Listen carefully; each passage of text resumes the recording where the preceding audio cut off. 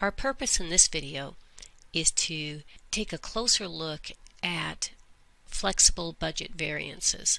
Before we get there though, I want to sort of set the stage by doing a quick review of the purpose of a budget, and then we'll learn how to put together a standard cost sheet, and from there we ought to be able to forge forward and look at the approach I want you to take in performing flexible budget variance analysis. Well, let's start by thinking about how a company would put together a budget. The story problem that we'll use in this video and for the next two videos is a story of a manufacturer named Reno Textiles, and this company produces knit scarves. The scarves are made out of a fine Irish wool. To keep things simple, we'll have no inventories to worry about in this problem. Reno Textiles produces scarves as they get the orders. When they're doing the budget, one of the things they know is that their expected selling price is $60 each. Our focus is going to be on the costs of those scarves. Reno knows that each scarf takes a certain amount of yarn, materials, some labor, and also some overhead. When they're doing their budget, they have to figure out for each additional scarf that they're budgeting to produce and sell, what's it going to cost for those three manufacturing components that we're so familiar with: materials, labor, and overhead. The information that they use to come up with those costs are budget inputs, and in this session we'll be calling those standards. All of the information presented to you down here in bullet points 1 to 3 are basically standards. So let's read through them, and then we're going to just put them into a format called a standard cost sheet. So each scarf requires 3 skeins of Irish wool at a cost of $2 per skein. A skein, you can picture a skein is like a ball of yarn. Each scarf also requires 2 hours of direct labor, and the cost of the direct labor is $10 per hour. Variable overhead is $2.25 per direct labor hour. So variable overhead is being applied based on number of direct labor hours. Now we can rearrange this information into a standard cost sheet. The standard cost sheet basically is going to tell us what it should cost us per scarf for materials, labor, and variable overhead. So these are our inputs over here. So this column has the standard number of inputs in a unit. So that's kind of strange wording, but for example, for materials, the input would be 3 skeins of yarn for our scarf. For something else, it might be 10 pounds of rubber, 4 board feet of lumber. This is the number of inputs of material, since we're on the material line, that it takes to build one unit, one finished good when we're done. So it takes 3 skeins of yarn, and each skein, the standard cost per unit of input, each skein of yarn costs $2. So for materials, it costs $6 a scarf. So in this column, we have the standard cost per finished good that you're building. Apply the same logic for labor. 2 hours of labor at $10 each. Every scarf costs $20 for labor. So you can see how you would use these inputs in your budget when you're budgeting for materials or labor. Variable overhead is based on labor in this case, so the same 2 hours of direct labor are used down here for variable overhead, and since the rate is $2.25 an hour, the standard cost of variable overhead for a scarf is $4.50. If you add these up, we get $30.50. So as far as the variable manufacturing costs go, we expect each of our beautiful fine woolen scarves to cost $30.50. Well, now let's take a look at the rest of the setup for this example. Here's our standard cost sheet that we just put together a moment ago. Reno Textiles prepared a budget for May at 7,000 scarves. So when they did that budget, they were multiplying 7,000 scarves times $6 for materials, $20 for labor, and $4.50 for variable overhead. The total budgeted variable manufacturing costs when they made their budget up was $213,500. $500. And you can check the math. That's $30.50 times the 7,000 scarves that they were budgeting. Now, what actually happened in May? What actually happened in May, they produced and sold 7,200 scarves. The actual variable manufacturing cost ended up being $222,624, 4% higher than what was on the static May budget for 7,000 scarves. Well, the story is that the chief financial officer was really unhappy because he or she noted that the actual variable production costs were 4% higher than they should have been. And the CFO came to you for an explanation. Well, you already understand the difference between a static budget and a flexible budget, and you already understand the fact that any time you have a difference between volume on your static budget and actual volume, then some amount of variance is attributable just to volume alone. Of course, costs were higher. They built 200 more scarves than they had expected to. So the first thing that you would do here to explain the situation is prepare a flexible budget. So you would prepare a budget at the actual level of production for 7,200 scarves. Let's take a look at that. Here's the information we have to work with.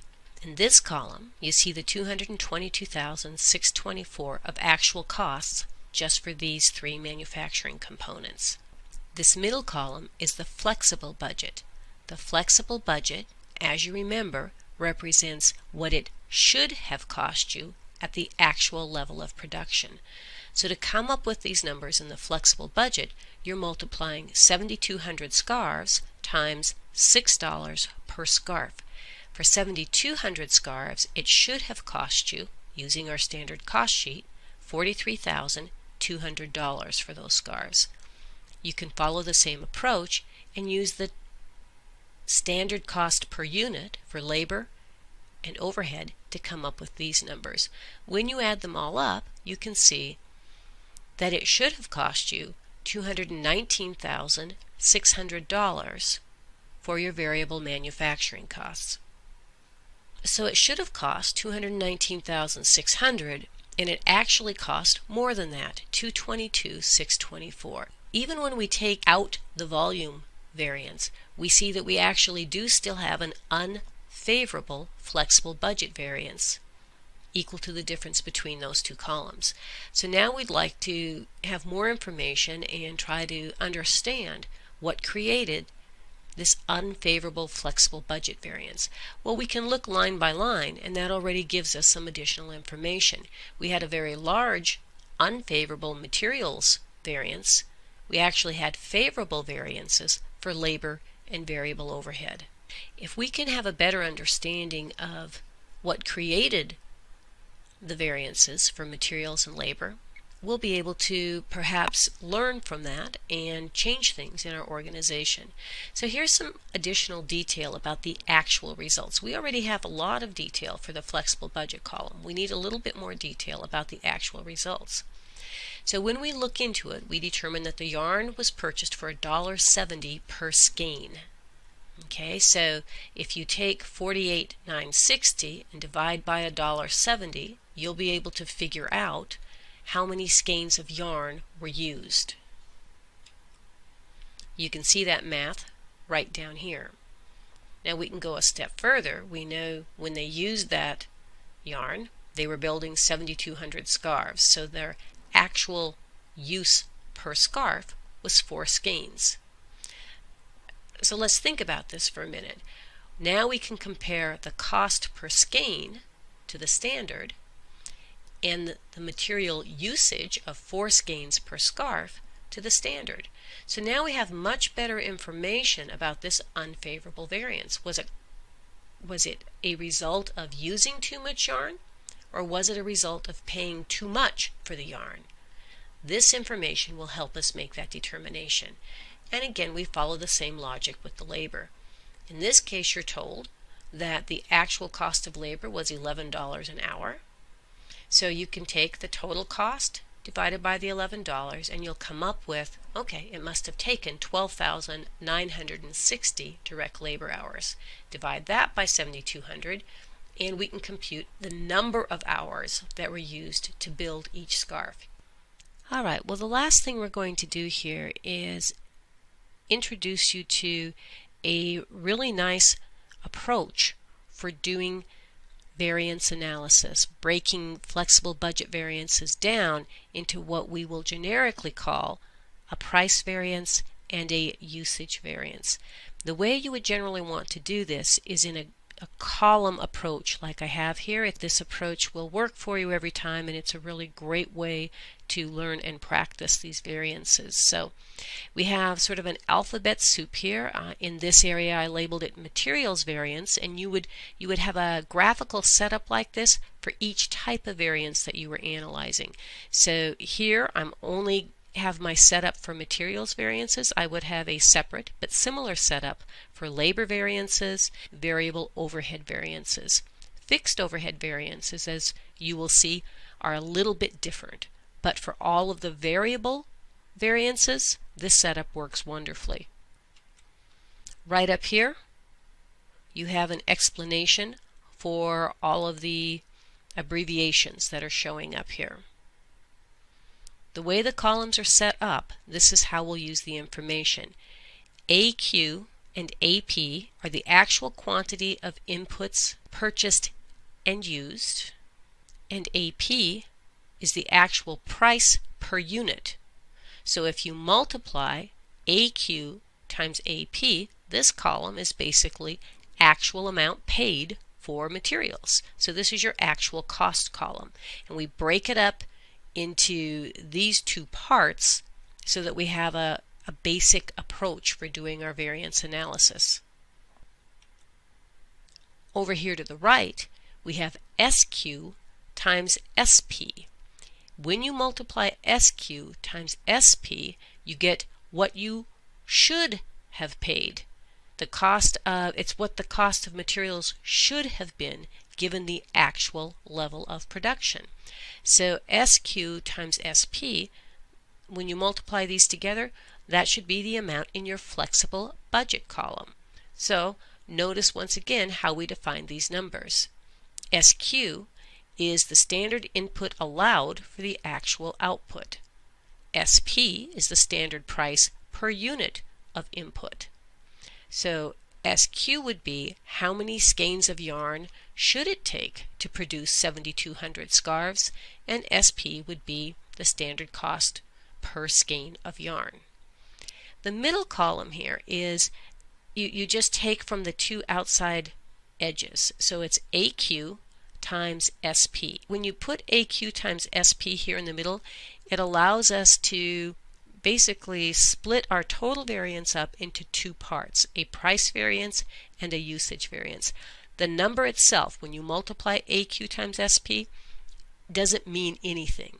Okay? What we use it for is this split up or breakdown of the total variance. So notice what we've done. If you compare AQ times AP to AQ times SP, you've isolated what we can call a price variance. What's different between these two numbers? You have AQ in both sets of columns. So the thing that's different between these two columns is the difference between the actual price paid and the standard price paid, what you expected to pay. So the difference between these two columns is going to be your price variance. Similarly, you compute a usage variance by comparing this column to this column. What's different? Well, you have SP in both columns. So the thing that's changing, the thing that is driving the difference between the two numbers, is the difference between actual quantity purchased and used and standard quantity purchased and used for materials. So this is called a usage variance. These will make a lot more sense when we actually put some numbers into the columns, and that's what you'll be doing next.